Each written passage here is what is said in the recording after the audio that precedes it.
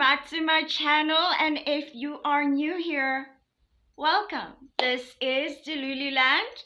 My name is Uhari. It is my planet, and here we talk about whatever it is I want to talk about. And today we're gonna talk about the world's most handsome comic. Oh my god, you guys, he's so handsome that it's hard for me to even focus on his humor, because it's like, do I want to laugh or do I just want to listen to this really handsome comic who is just cursed with this beauty from God and the plastic surgeons? Okay, we're gonna be talking about a comedian by the name of Matt Rife. Matt Rife has been all over my recommended, all of my up next. He has just been such a hot topic that I have been avoiding. See, I love comedy. I mean, I love comedy. Okay, I watch a lot of stand-up on YouTube. My favorite stand-up channel is called Chocolate Sundays. I will definitely link it in the description, and I've also attached a link to a playlist that I made of just a few of my favorite jokes, stand-up routines from Chocolate Sundays, because I think it demonstrates the point I'm trying to make overall in the video. So let's get into it, shall we? Well, like I said before, this man has been all over my YouTube, and eventually I caved. I watched Annamarie first. Annamarie spoke about him. I watched Annamarie, and then I watched Annamarie for her name is here because I don't want to mess it up, but Annamarie, and she's one of my favorite commentary channels. But I think I would say that about everyone I'm subscribed to, because why wouldn't I be subscribed to you unless I didn't want to hear your opinions, you know? So I watched her video. I did not watch the whole video, admittedly, and that is because I watched a segment and then this video idea just sort of unfolded itself. And that idea is why Matt Rife is not funny, but also why Matt Rife is funny. I talk about giving permission to something for it to offend you. There's a lot of offense here, a lot of hurt feelings, and it is not just on the side of the people who don't enjoy his comedy. It is from Matt Rife himself. He has had a very emotional and raw response to all of this criticism that has been levied against him. But why is he being criticized? Well, his stand-up routine had some unsavory to certain people jokes. Matt's audience is majority of the female genre, and he makes a domestic violence joke. After seeing the video and then hearing what Annamarie had to say, all of that just made me go, okay, I just want to talk about this particular joke, this particular thing, that, and also his beef with a 6-year-old. We'll get to it. Let's talk about the joke in question. After Matt greeted the crowd at his Washington, D.C. show, he talked about how he wished his grandfather was still around so they could visit D.C. together. However, Matt's grandfather's favorite place was Maryland, which Matt described as a mix of beautiful and ratchet. His words, not mine. This was the segue into a story about the first and only time Matt visited Baltimore. He was grabbing lunch with a friend, and the hostess had a black eye. Matt quipped that even though they didn't know how she got that black eye, we all know how she got that black eye, apparently. I've only been to Baltimore one time. I ate lunch there, and the hostess who seats you at the restaurant had a black eye. A full black eye. And it wasn't like, what happened? It was pretty obvious what happened. Matt's friend expressed that he felt bad for the hostess, but they should have kept her in the kitchen. And my boy who I was with was like, yeah, I feel bad for her, man. I feel like they should, put her in the kitchen or something where nobody has to see her face, you know? To which Matt joked that if the hostess knew how to cook, she wouldn't have the black eye to begin with. Yeah, but I feel like if she could cook, she wouldn't have that black eye. Okay, so you've seen the joke itself. Now I'm going to explain to you why this is not funny. Just isn't. One of the things that Annamarie said was that that joke was a slap in the face to all his female fans. And I understood what she meant. Domestic violence is something that is basically responsible for the deaths of so many women. The statistics are scary. Now, put yourself in the position of a woman who is being abused, and you have been beaten up so badly to the point of having a black eye, having the proof of that abuse literally on your face, having to go to work, to a job where you have to deal with people when you yourself are in this emotionally precarious situation, to have that experience be the source of somebody else's humor makes it almost unthinkable. What kind of person would laugh at that? And what kind of comic whose core fan base is women would make a joke at the expense of abused women?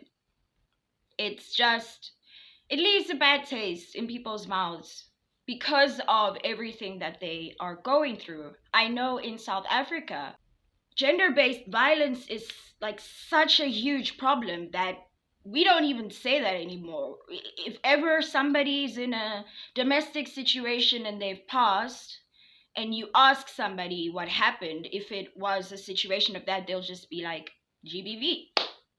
GBV, dog, GBV.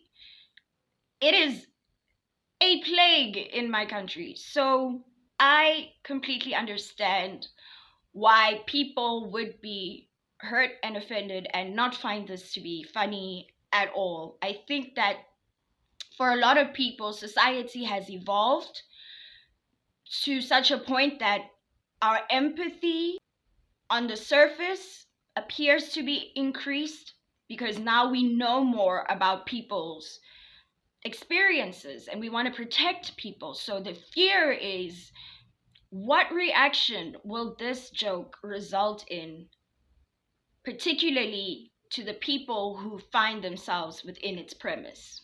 And for that reason, that joke is not funny. Now let's go into why it is funny. Here's the problem. The joke in and that of itself is very simplistic. But the problem is, I still laughed. And that made me feel like a bad person. So I had to kind of work my way through, like, why am I laughing at this? Because it's so stupid.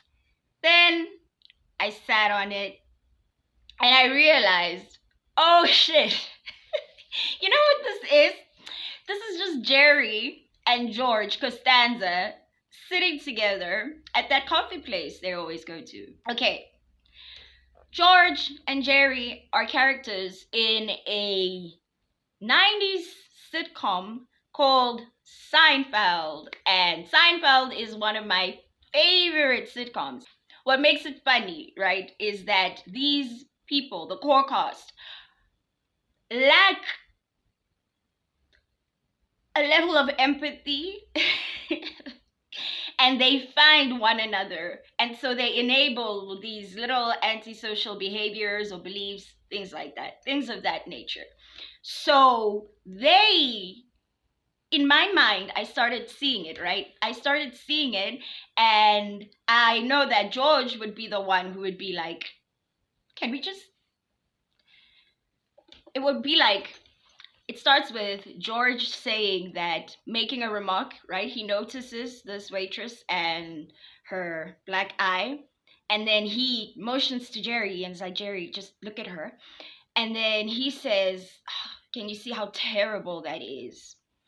And Jerry's like, yeah. And then, well, Jerry says yes. And then he would be like, yeah, they should really put her at the back because I don't want to see it. So the funniness in it is that when he says, can you look at that? Can you see how terrible that is, right? You're thinking, because the good people, right, are thinking, oh yeah, like, I wish she didn't have to come to work today. It's like, wow, couldn't they have given her a sick day or something? And then you realize he's not disturbed because he feels empathy for her and he feels sad for her. He's disturbed that he has to see this, right? So there's that laughter. So when George says they should take her to the back, Jerry is the one who now makes the remark, well, if she was good in the kitchen, if she could work at the kitchen, she probably wouldn't have that black eye. And then they laugh. And so it's funny because the whole premise of Seinfeld is these people don't react in ways that we would say are natural to situations. They have a sort of detachment from other people. They don't like everybody else and they can tolerate each other. And so it's this fed group of people who can tolerate each other. They don't like everybody else. And so it's always a little bit of an us against them. There was poking fun at other people. And that is the joke. The funny thing is empathy for a woman, and it's like, to them it's like, no, this is really interrupting my experience. I mean, I'm sorry that she's being hit, but I came here for my morning coffee. I want to enjoy myself. I don't want to be reminded of the fact that there are people being abused. So the whole joke within the joke is that these people are just annoyed because they have to see somebody with a black eye, and it makes you think about things that you don't want to think about, and it's just an unpleasant experience, and you're here to eat your food. So all of that, to me, I understood why I laughed at it. I laughed at it because it follows a very Seinfeld-esque formula where the joke is the subversion of expectation, where you're expecting empathy and then you get complete apathy from the person, and them not connecting to other people's emotions. And I love Seinfeld. I love what it did for the genre.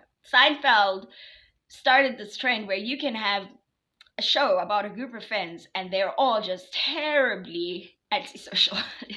And I think one of my favorite shows that you can clearly see has been influenced by Seinfeld is It's Always Sunny in Philadelphia. When I first saw it on television, I was interested because it never came out during the prime time slot. It came on later. So obviously it's like adult content. Let's watch it. And what made me fall in love with the show is they do all these terrible things. They don't even understand that what they're doing is terrible. Because they've become so far removed from other people that when they're in the presence of other people, they're so selfish. They're only constantly thinking about themselves, their group, how they can advance over other people. And some things that are just dark that I joked about. I think one of the episodes of It's Always Sunny in Philadelphia, that is one of the darker episodes, is basically an episode that was commenting on the whole toddlers and tiaras child pageants thing, where one of the people who were in charge of the child pageant was actually a predator. And so in order to shred or try to deflect from this image, Frank, one of the characters, says that they should write a song, and the song should go something like, "Don't diddle kids." It's funny, but also if you take time to think about it and you focus too much on what's actually being joked about, all of a sudden it's not funny anymore. So what is the line?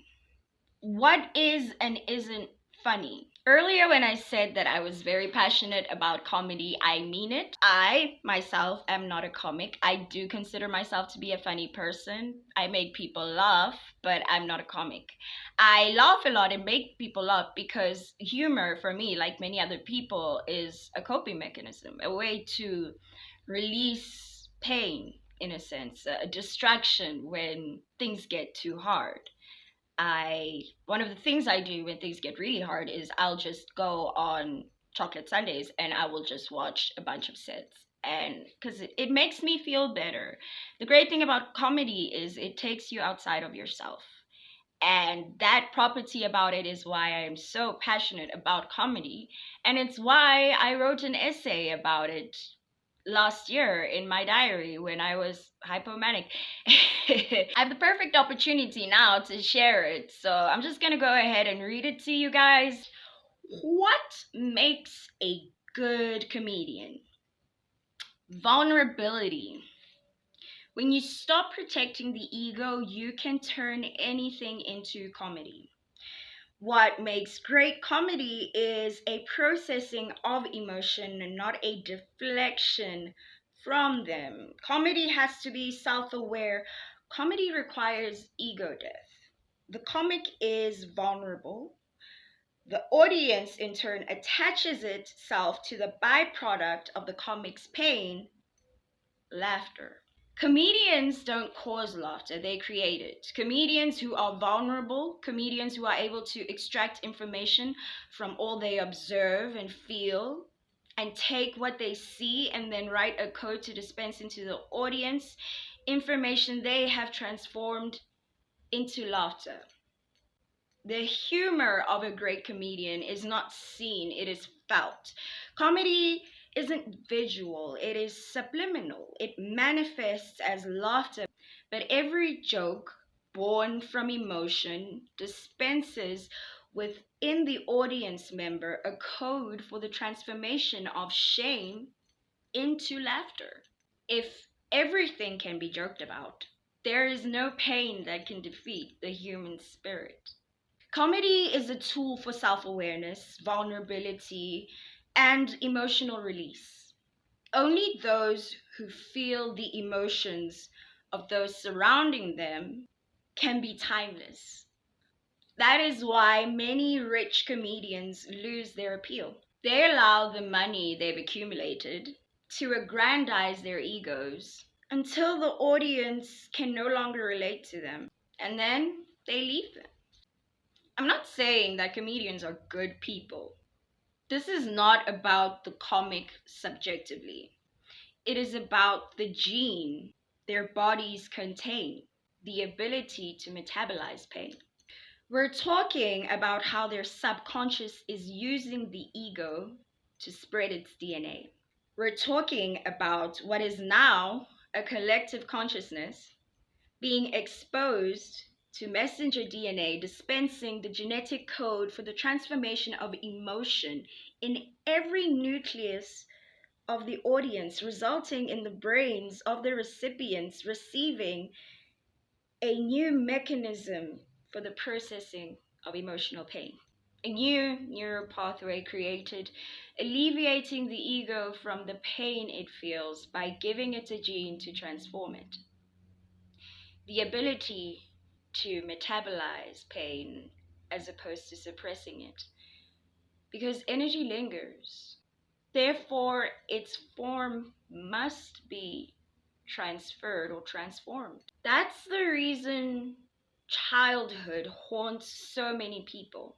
There lingers a pain that is yet to be transformed. If it is left to accumulate, it dictates actions and stalls the development of the host. The energy is then diverted to escaping as opposed to developing. An example of this kind of energy is addiction. When you have a lot of trauma and pain that is unresolved, you push it to the subconscious, but the subconscious mind is just as alive as the conscious, and it actually contains more power than the conscious mind. And because the conscious mind isn't working to process the pain with the subconscious will use its hold and power on the conscious mind to dictate its actions in a way that is attempting to alleviate the pain and the trauma it feels. So you will act in self-destructive ways because your desires are one in the conscious, but they are other in the subconscious. And so these two facets of self starts to fight each other and results in self-destructive behavior such as alcoholism, I went through that. If you don't have conscious communication with your pain, it will dictate your life. Everything you do will be informed by trying to avoid this emotion, and that is suppression. What laughter has the ability to create is a release, a transformation of emotion, as opposed to a suppression of it. And you do this by taking the power away from something. And the greatest way to take power away from something is to make a joke out of it. Now I want to quickly talk about the demonization of emotions in men and how comedy plays into that. The demonization of the male experience of emotions is a deliberate code passed down to men to suppress their full potential, to suppress their evolution, to condition them to labor until the full knowledge of who they are and what they can do is taken from them. Forced emotional illiteracy is a virus inserted into the minds of men to make the ego guard itself against emotions, for they are deemed a sign of weakness. Now we're going to go into a little bit of the implications of the social media era of comedians and just what has happened from the way I see it. Technical advancements have made labor in many ways obsolete. Yet an industry built on the transformation of emotions makes whatever scary big number that the comedy industry makes. People who have the ability to transform pain into content, people who are willing to be vulnerable, people who are not afraid of looking like a fool, those are the people that the market now favors. Plainly put, a man at the highest rank in the military does not make as much as the highest paid comedian. Emotions have surpassed labor. Social media comedians are becoming millionaires, but more than that, they are the end result of a code incepted in humanity to rapture them from the slavery that is labor and restored their original form. Creators. So what makes a good comedian? Vulnerability, self-awareness, awareness of others, and a connection to the human experience. A good comedian sacrifices their ego for the entertainment of others. They care more about the goal, which is laughter, than they do about how they are perceived. They release the energy used to preserve their ego, aka the self, to create a positive reaction in other, aka the audience. The decision to suspend the protection of the ego and the self allows the audience members to connect to them. I'd like to end my video with this. And in that moment, we knew we could not be defeated. Because if we could laugh in the face of such great pain, we will never be defeated. Because laughter is the sound of hope. Whether or not Matt Rife is funny is completely contextual. I don't believe that making jokes about domestic violence is a spit in the face of his audience members. I think not making those jokes would be the spit in the audience members' faces, because it is assuming that the audience is so led by their emotions that they can't process the humor within a situation that can be painful. It is not funny to engage in domestic violence. It is not funny to experience domestic violence. But those things can be joked about. And joking about them has the power to remove the pain. I have experienced SA. And when I first opened up to my boyfriend about being raped, I made a lot of jokes, grape jokes. But what I'm trying to get at is through therapy and also comedy, which is a form of therapy, that event, me being SA'd, no longer has trauma attached to it. I have made a joke of it all. I have laughed of all that pain.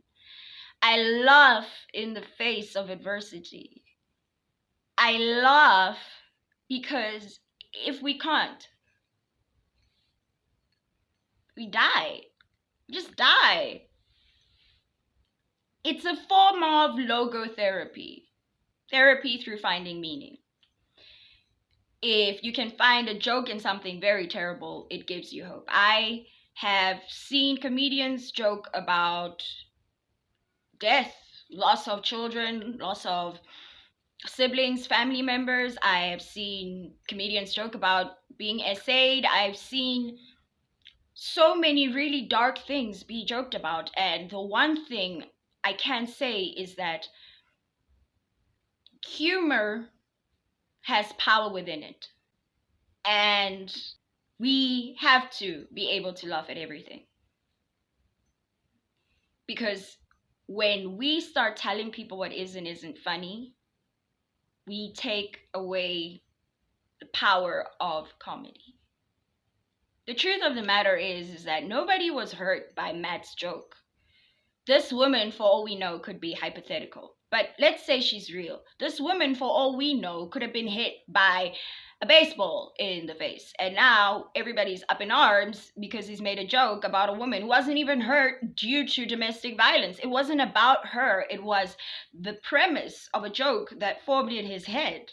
And he told it, and he said he wanted to see if his audience was fun or not. And I understand that, because you're trying to gauge the barometer. The truth is, if you were offended by that, then you have every right to be offended. But also you give permission to things to offend you. You give permission to things to make you react in a certain manner. The world is never going to coddle your feelings in the same way that nature doesn't coddle our feelings. Do you think it's fair that we just fall? But we do, because that's just what happens in the world. Sometimes people fall. And sometimes people joke about domestic violence. And sometimes people laugh, even though they've experienced those things. So when you hear a joke like that and you say that that is a spit in the face of somebody's audience member, to me, it's an insult.